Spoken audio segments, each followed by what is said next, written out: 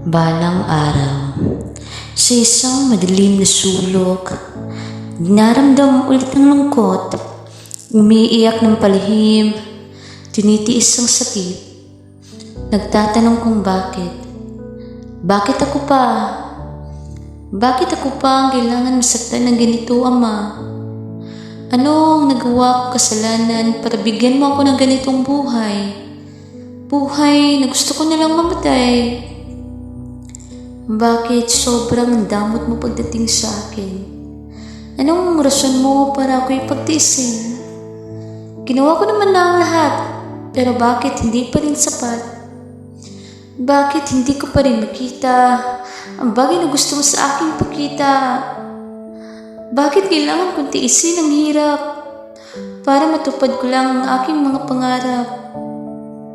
Kahit yung mga itinatapon na nila yung mga biyaya na ibinibigay mo sa kanila. Kahit yung iba nga, hindi naman nagdadasal pero patuloy mong binibigyan ng biyaya. Kahit yung iba nga, hindi naman nila kailangan, ibinibigay mo pa rin sa kanila. Bakit ako wala? Bakit ako wala? Bakit kailangan ako pa talaga? Bakit kailangan ako pang magdusa? Bakit hindi pwedeng magaan lang ang buhay? Bakit ang dami namang pasakit at paghihirap na iyong binibigay? Bakit ang swerte nila, Ma? Nandiyan ka ba talaga, O Diyos? Ang daming tanong na gusto natin marinig ang sagot.